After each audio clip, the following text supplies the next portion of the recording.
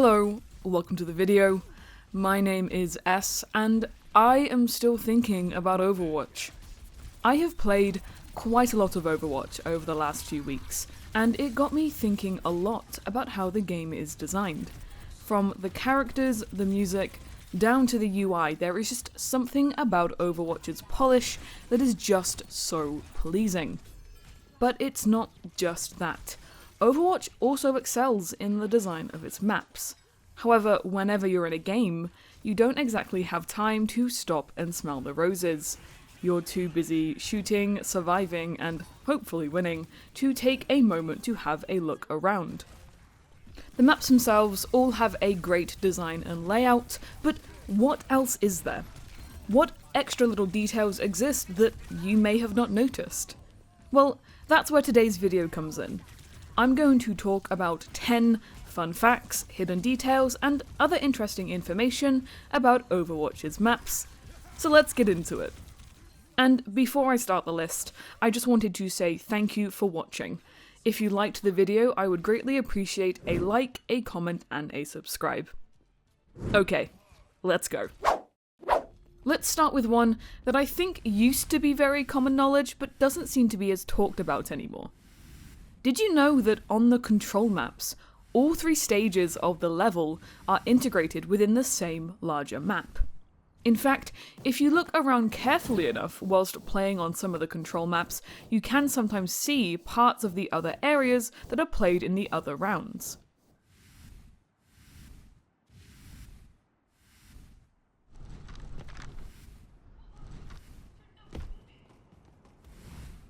When seen from afar, it looks quite cool, with what must be an intentionally cohesive appearance.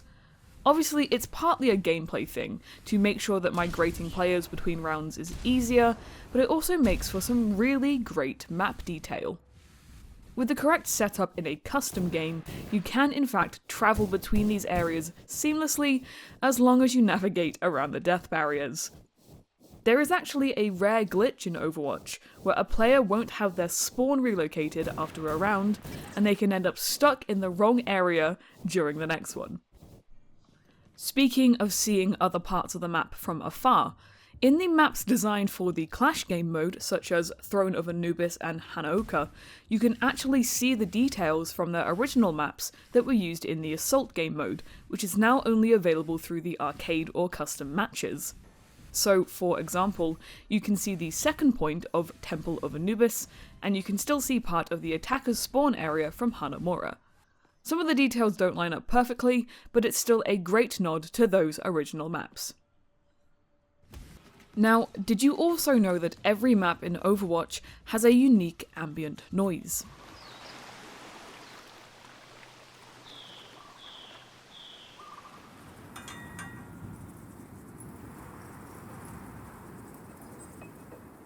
The sound design in Overwatch in general is pretty incredible, but obviously most of the time you will be hearing your character or other characters with their weapon sounds and their voice lines. However, if you go into a completely empty match and just sit for a moment, you can hear some nice ambient sound that adds a subtle liveliness.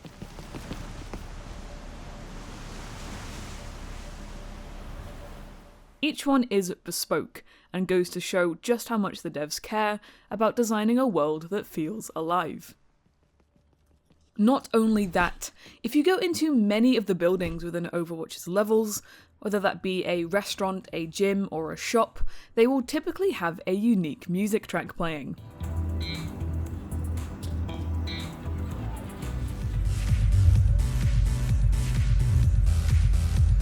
Like the ambient noise, this isn't something that you would probably hear typically because for the most part you'll be shooting and fighting the enemy team, but it goes a long way to adding some personality and some flavour, alongside just making it feel more alive, especially if you're walking back to your team solo after dying in a team fight.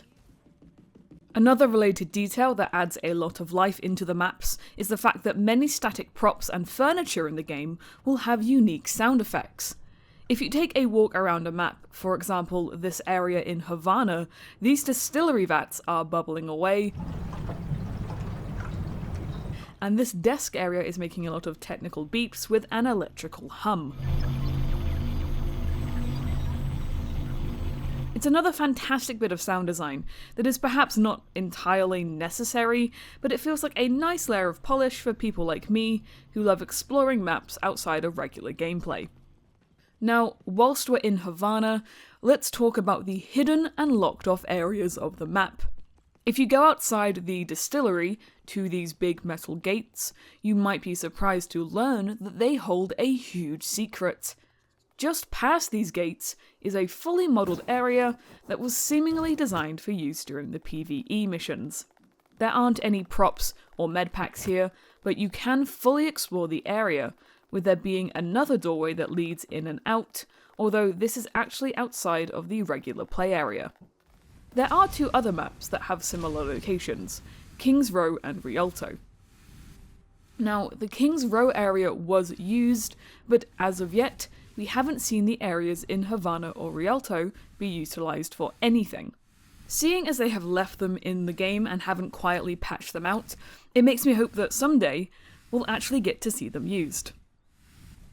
There are also a few other interesting, but typically inaccessible areas within a couple of the maps. These areas are likely not designed for sort of any further use, but it's certainly fun knowing that they have collision and you can take a little bit of a peek behind the scenes. In Hanamura, you can go to this gate that is left of the attacker's spawn and find a nice little area with a walkable road and some buildings. In New Queen Street, there is a whole road down one side of the map that is walkable and has some props, and on the Paris map, you can actually walk around a large chunk of the grass outside of the large chateau building where the defender's spawn is. These areas don't really need collision, but I would wager that the devs are just reusing assets that already have collision baked in, so it makes for a fun little area for players to have a look around. Another fun thing about the Paris map is that within one of the buildings there is a fully playable piano. Seeing as the assault maps are not as often seen nowadays due to the mode being delegated to arcade only, it feels like this detail often gets forgotten about, which is quite sad because it is perhaps one of the craziest details in the whole game. Each key does in fact play a separate note, and with certain characters such as Symmetra, you can play full songs on this thing.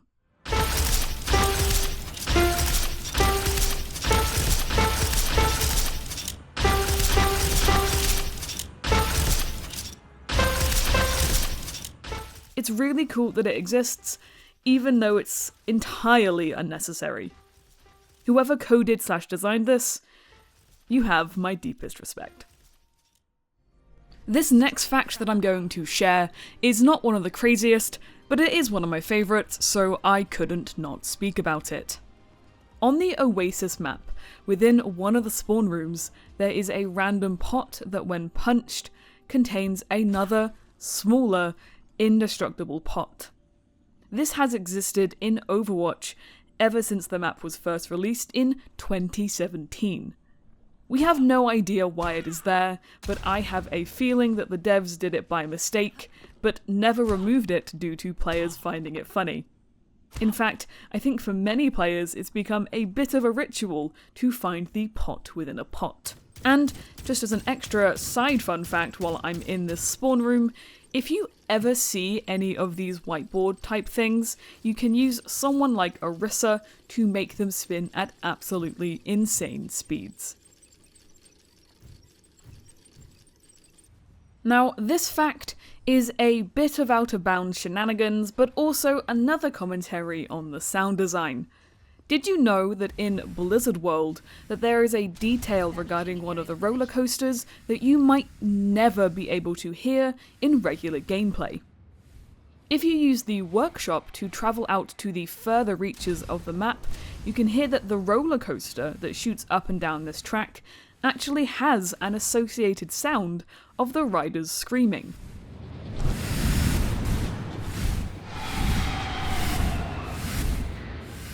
This sound does technically play when you're within the playable boundaries of the map, but it's so quiet under the rest of the noises that I think even someone who regularly just explores the maps like myself might not even hear it.